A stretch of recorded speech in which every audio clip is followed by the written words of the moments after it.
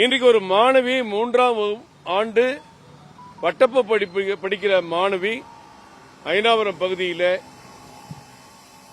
ஒருவர் இருவர் என்று சொல்லி 7 பேரால் பாலியல் துன்புறுத்தலுக்கு ஆளாக்கப்பட்டு அவரை ஏமாற்றி ஒரு மனநலம் குன்றிய ஒரு மாணவியை ஏமாற்றி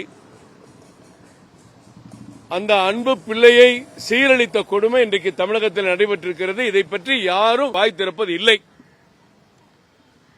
கூட்டணி கட்சிகள் எல்லாம் வாய் திறப்பதே கிடையாது. யாரோ ஒரு மகா விஷ்ணுன்னு கடந்த காலம் இந்த காலம்னு ஒரு பள்ளிக்கூடத்தில் பேசினார் உடனே தமிழ்நாடே அப்படியே மிரண்டது. அவங்க பேசுற பேச்சுக்கள்.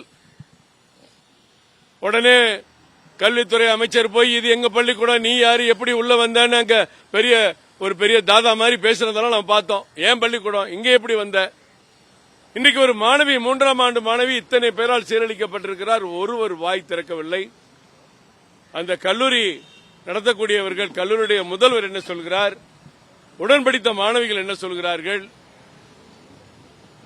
ஒரு மனம் நலம் குறைந்த ஒரு குழந்தையை 3 ஆண்டுகள் தொடர்ந்து பட்டப்படிப்பு படிக்க வைக்க வேண்டும் என்று அந்த குடும்பம் விரும்பினால் அந்த குழந்தையினுடைய வாழ்க்கையில் ஒரு மாற்றம் வர வேண்டும்.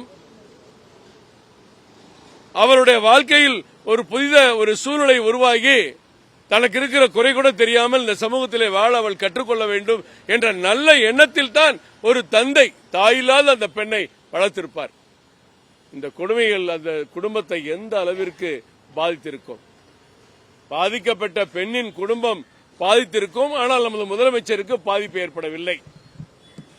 அவரோடு இருக்கிற கூட்டணி கட்சி தலைவர்களுக்கு பாதிப்பு ஏற்படவில்லை. இதேபோன்று கேரளாவிலே ஒரு சம்பவம். எல்லா குற்றவாளிகளுக்கும் 25 ஆண்டு காலம் 30 ஆண்டு காலம் தண்டனை. தருமபுரியிலிருந்து ஒரு சகோதரி நம் தமிழ்நாட்டைச் சேர்ந்தவர் கேரளாவிலே விவசாய பணிக்கு சென்றிருக்கவர் இதுபோன்று பாதிக்கப்பட்ட பொழுது அங்கே அத்தனை பேருக்குமே 30 ஆண்டுகள் கடுங்காவல் தண்டனை கொடுக்கப்பட்டது. ஆனால் இங்கே நாங்கள் விசாரித்து எச்சரித்து அனுப்பினோம் என்ற ஒரு மிக மிக ஒரு மோசமான சூழ்நிலை. ஒரு பெண் பாதிக்கப்பட்டால் என்று தெரிந்திருந்தோம் மத்திய அரசு, பாரத பிரதமர் மோடியின் அரசு உச்சகட்ட போக்சோ சட்டத்தை கொண்டு வந்து இது போன்ற பெண்கள் பாதிக்கப்பட்ட பொழுது அவர்களுக்கு தகுந்த ஒரு சட்ட வடிவிலான தீர்வை கொடுக்க வேண்டும், நம்பிக்கை தர வேண்டும் என்று போக்சோ சட்டத்தை கொண்டு வந்தார்கள். அதையெல்லாம் தெரிந்த காவல்துறை மன்னித்து வீட்டுக்கு அனுப்புறது. இதைதான் எங்க மாநிலத்தில் அண்ணாமலை கேட்டார். உங்களுக்கு யார் இந்த உரிமையை கொடுத்தது? இவ்வளவு பெரிய தவறு பண்ணவர்களை மன்னிப்பு அனுப்புறதுக்கு நீ யார்? இப்ப எங்க தலைவருடைய எச்சரிக்கைக்கு பிறகு 2 பேர் கைது செய்யப்பட்டிருக்கிறார்கள். 5 பேரை 4 தனிப்படை தேடுகிறதா. இதைத்தான் இந்த கடிதத்தில் எங்க தலைவர் கொடுத்த கடிதத்தை டிஜிபி அவர்களிடம் கொடுத்திருக்கிறோம்.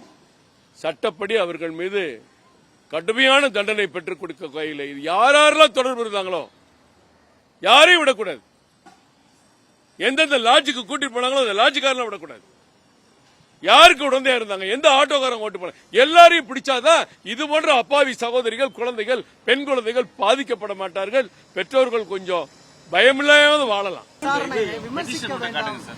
இந்த விவகாரம் சென்னை காவல்துறை தரப்புல ஒரு பார்த்திருப்பீங்க, அதை பத்தி என்ன நினைக்கிறீங்க? விமர்சிக்க வேண்டாம் என்பது வேறு. இதை வைத்து பொதுக்கூட்டம் போடுறது, மேடையில போடுறது. காஷ்மீர்ல ஒரு சின்ன அன்பு குழந்தை பாதிக்கப்பட்ட போது நாம என்னெல்லாம் பேசணும், எத்தனை ஊர்வலம் போனோம், எந்த கட்டண பொதுக்கூட்டங்கள் எத்தனை நடத்திருக்கோம். அதெல்லாம் வரவேற்கிறது, தப்பு இல்ல. ஒரு குழந்தைக்கு பாதிப்புக்கும் போது பேசணும். ஆனா இன்னைக்கு தமிழ்நாடு நடந்தா யாரும் விமர்சிக்காதீங்க, வாயை பொத்திட்டு இருக்குன்னு சொல்லுவீங்களா? யோசிச்சு பாருங்க. ஒரு பாஜக ஆளும் மாநிலத்தில் அப்படி நடந்திருந்தா என்ன செஞ்சிருப்பீங்க? இன்னைக்கு தமிழ்நாட்டில் சட்டமன்றத்தில் இதை பத்தி பேசியிருப்பீங்க. இன்னைக்கு நீங்க பேசுறீங்களா? மேற்கு வங்காளத்தில் ஒரு மருத்துவ சகோதரி கொல்லப்பட்டதை நீங்க பேசுறீங்களா? பேச மாட்டீங்க. எல்லாத்திலையும் ஒருதலை பட்சம், காழ்ப்புணர்ச்சி. எனவே நடவடிக்கை எடுக்க சொன்னாதான் அவங்க எடுப்பாங்க, இல்லாட்டி மறுபடியும் பிடிச்சு மறுபடியும் மன்னிப்பு கொடுத்துருவாங்கன்னு எங்க தலைவர் இந்த கடிதத்தை கொடுத்திருக்கிறார். இந்த விவகாரத்தில் 4 தனிப்படை அமைச்சர்கள் சொல்லியிருக்காங்க, விரைந்து நடவடிக்கை எடுக்கிறதா சொல்லியிருக்காங்க. எப்படி பாக்குறீங்க? விரைந்து எடுக்கணும், தனிப்படை நடவடிக்கை எடுக்கணும், கைது பண்ணணும், உண்மை குற்றவாளிகள் வெளி உலகத்துக்கு கொண்டு வரணும். யாரெல்லாம் சம்பந்தப்பட்டிருக்காங்க, தொடர்பு பண்ணிருக்காங்கன்னு கொண்டு வந்தால்தான் இந்த மாதிரி ஒரு குழந்தைகளை நம்ம வீட்டு பெரியவங்க வீட்டுல படிக்க அனுப்புறவங்க தைரியமா அனுப்ப முடியும்.